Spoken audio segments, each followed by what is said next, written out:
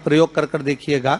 अभी तो नवरात्रि चल रही है, नवरात्रे में जब 5वां दिन नवरात्रे का रहे, चैत्री नवरात्रे का 5वां दिन रहे, और मान लो कि आपके घर में किसी बच्चे की, लड़के की या लड़की का या मंगल विवाह नहीं हो रहा हो या शादी नहीं हो रही हो, या उस लड़के लड़की के लिए बहुत प्रयास कर लिया आपने और उसकी शादी हो ही नहीं रही, अथक प्रयास आपने कर लिया और उसका मंगल विवाह नहीं हो रहा, तो ये देवी भागवत में स्पष्ट कहा गया है, देवी भागवत में वर्णन किया गया है,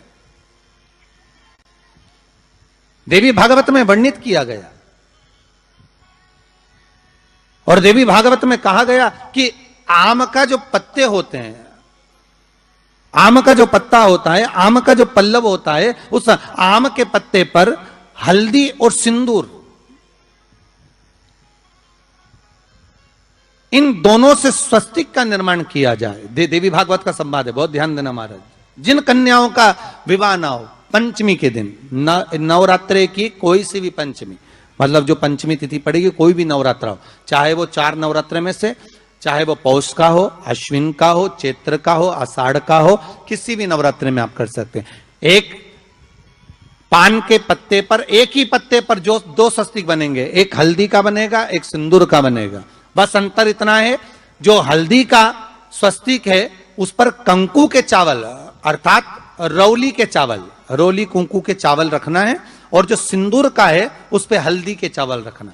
इतना रखकर जिस लड़का लड़की का विवाह नहीं होता उसकी हथेली पर रखकर उसका नाम और गोत्र बोलकर महाराज उसको ले जाकर नीम के पेड़ के नीचे उसको रख दिया जाता है। मात्र 3.5 या 4 महीने ऐसे रहते हैं जिसके अंदर उस लड़का लड़की का विवाह पक्का हो जाता है। जिसका विवाह नहीं होता केवल उसी के लिए।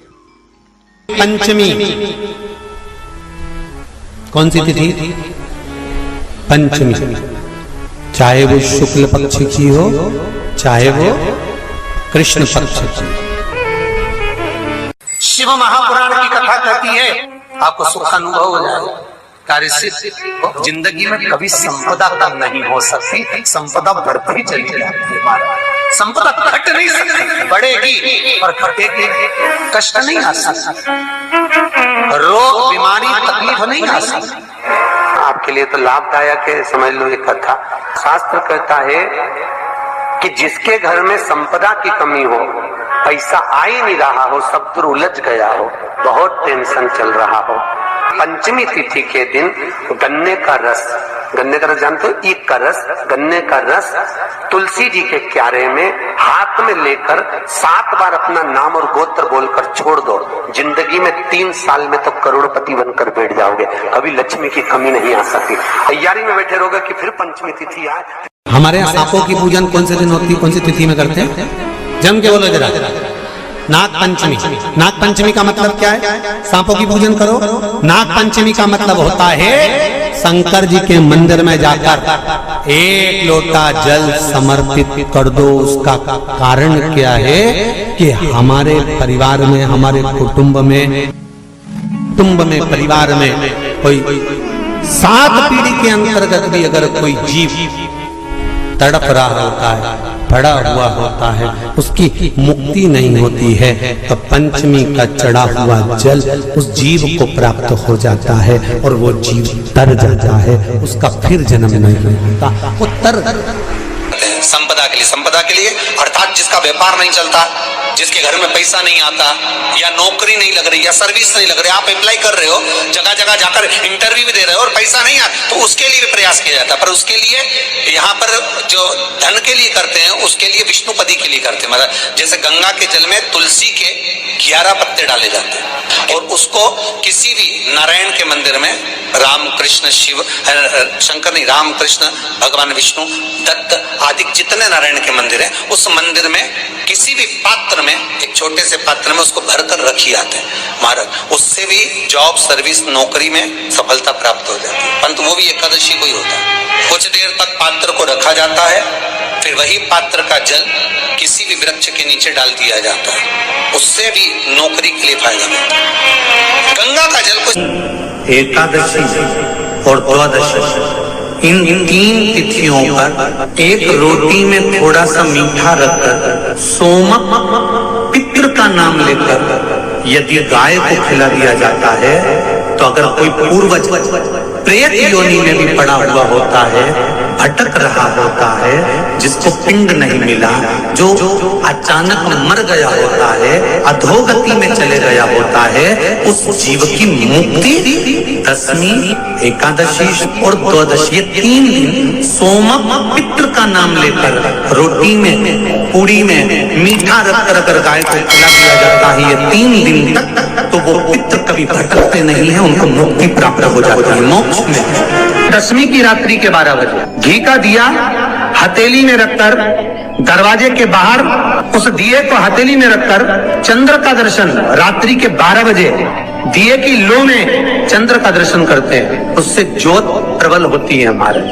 या तो होगा वो नौमी की रात्रि 12 बजे या दशमी की रात्रि की 12 बजे चंद्र का दर्शन, दीप घी का हाथ में जलाकर, नाम गोत्र अपना बोलकर, नरसिंह भगवान का स्मरण कर कर, ज्योति में चंद्र का स्मरण कर कर दर्शन किया जाता है। नेत्र कमजोर हो तो 3 या 4 दिन में ज्योतियों का क्रम बढ़ना प्रारंभ होता है। वैसे तो 15 दिन का लिखा है, पर शिव महापुराण कहती है 3-4 दिन का क्रम बहुत होता है, बढ़ता जाता है। केवल दशमी, चाहे उजाला की हो चाहे अंधेरे की, कौन से महादेव का नाम लेना है? श्रम्भेश्वर महादेव। जब कोई व्यक्ति चिड़चिड़ करता है, क्रोध करता है, गुस्सा करता है, तो महाराज शंकर भगवान का श्रम्भेश्वर महादेव का नाम लेकर 31 बेलपत्र, जिस व्यक्ति को क्रोध आता है उस व्यक्ति का स्मरण कर कर आखा चावल मतलब सेगे चावल के साथ एक बेलपत्र, 31 बेलपत्र कर कर शिव जी के शिवलिंग पर समर्पित करी जाती है, मात्र दशमी की तिथि के लिए। केवल दशमी, चाहे उजाला की हो चाहे अंधेरे की। कौन से महादेव का नाम लेना है? श्रम्भेश्वर महादेव, शिव जी का एक। छोटे छोटे बच्चे रहते हैं, कुछ कुछ बच्चों को माता जबरदस्ती के भोजन कराती है, खिलाती है, ठोकती, मारती, खिलाती है। कुछ कुछ बच्चे ऐसे रहते हैं वो कुछ खा ही नहीं पाते, मुख में दो और वॉमिटिंग कर देते हैं, उल्टी कर देते हैं। ऐसे बच्चों के लिए, या जिस व्यक्ति को भोजन पचता नहीं और उदर में एसिडिटी रहती हो और जलन टाइप की होती हो, उसके लिए भी श्रम्भेश्वर महादेव का स्मरण है। सुंदर व्याख्यान वर्णन किया है। श्रम्भेश्वर महादेव के ठीक सामने अर्थात भगवान शंकर के किसी भी शिवलिंग के सामने एक तांबे के लोटे में जल रख लीजिए और जल के अंदर 3 बेलपत्र डाल दीजिए, एक पीपल का पत्ता डाल दीजिए, शमी के 11 पत्ते कलश को छुआकर शंकर भगवान के शिवलिंग पर श्रम्भेश्वर महादेव के नाम से चढ़ा दीजिए। उस जल को उठाकर ले आइए, 1 रात्रि तक घर के अंदर रखना है। उस जल को श्रम्भेश्वर महादेव का नाम लेकर, जिस व्यक्ति को एसिडिटी होती हो या उधर खराब रहता हो या भोजन नहीं पचता हो या पेट से जुड़ी हुई प्रॉब्लम हो या बच्चों को भोजन कराते हैं और वो वोमिटिंग कर देते हो, ऐसे बच्चे को या भोजन नहीं भा रहा हो ऐसे व्यक्ति को उस जल को सुबह दोपहर शाम 3 बार श्रम्भेश्वर महादेव का नाम लेकर आचमन कराना प्रारंभ कर दो, पिलाना चालू कर दीजिए। 3 या 4 दिन पिलाओगे, अपने आप उदर में भी आनंद रहेगा, बच्चा भोजन करना भी प्रारंभ कर देगा। श्रम्भेश्वर, जिसको साइटिका की बीमारी होती है या स्लिप डिस्क की बीमारी होती है या कमर की रीढ़ की हड्डी कहीं बाकी टेढ़ी होने लगती है या नसें चोक होने लगी हों, काम ना कर रही हों, तो उसके लिए कुंदकेश्वर महादेव पर आप कोई भी सफेद कलर के पुष्प, भगवान शंकर के मंदिर में कुंदकेश्वर के नाम से 31 फूल समर्पित करना है। 31 पुष्प, और कुंदकेश्वर के नाम से 31 पुष्प समर्पित कर कर बेलपत्री के पेड़ के नीचे की जड़ थोड़ा सा भाग निकालकर ऊपर से छीलकर अंदर का भाग शंकर कुंदकेश्वर को चढ़ाना है।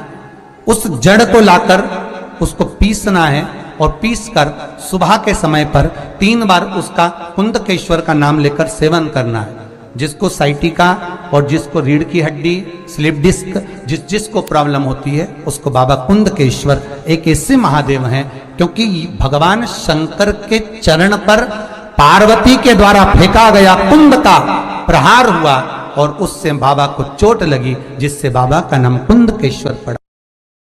जब आप जल शंकर को चढ़ाने तो रोज ही जाते, जब एकादशी का दिन रहे और शंकर जी के मंदिर में आप जल समर्पित करें तो 3 बार मुख से स्वधा स्वधा स्वधा या स्वधा स्तोत्र का पाठ जिसमें 12 श्लोक